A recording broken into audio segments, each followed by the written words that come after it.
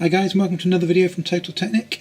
Today we're on the Audi A6 S6, or as we've got here, the RS6. This is the C5 platform, and we're looking today at the mounts for the side skirts. So if we follow this down to the side of the car here, I've already done a video on how to remove your actual side skirts, which obviously sit down below here. So if you need to know how to remove those, we'll put a link for you below this video on YouTube. Go down and check that out.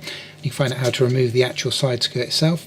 Once you've removed the side skirt, what you're left with is this plastic frame, which is attached to the kind of underside of the car, if you like.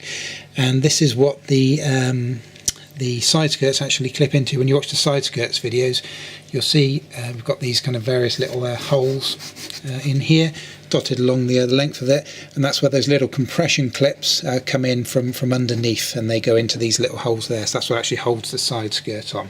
What we're going to do is focus on actually removing this kind of frame, this bracket, if you like, completely from the car now. Might be useful if you're doing like a retrofit, putting RS6 side skirts on an A6, something like that, or obviously you need to repair one of these, whatever it might be. So let's get stuck in, let's get it done. So if you're shining a torch up underneath the car, you can kind of have a little look in the mirror here of how these are connected. Hopefully you can see that in my mirror there. That's shining directly upward to the underside of the car. As you can see, we've got a torque screw there, and that's what's holding this on. We've got a whole series of torque screws along the length of this. So let's start getting them undone.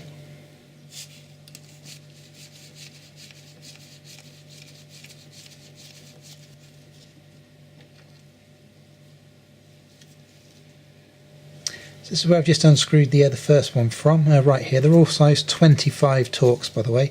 And the easiest way of doing it, rather than having to kind of get a mirror, whatever, or try and shove your head up under there, is if you kind of look along the plastic mouldings, you can just about see it there. It's got like a little square section that's raised. If you follow that along, there's another square section that's raised, but that's not attached, that one. So if you follow along to the next square section that's raised, and as you can see, that's nice and tight, so we know that the next screw in the series is going to be there. So we're going to do that, and then remove them across the whole length of this framework.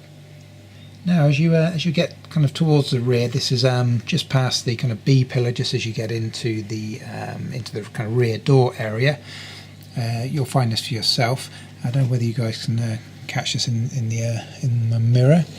What you've got is the normal flat bit there, and then you've got like almost like a fin. You see here there's a screw in the fin kind of bit that comes off and comes back down and rejoins.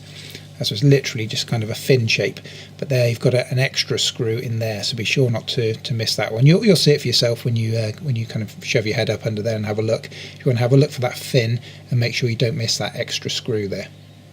And in this shot here, we're looking at the end of the trim. This is the rear of the car end by the back wheel, if you like. And the kind of trim changes a little bit towards the back here.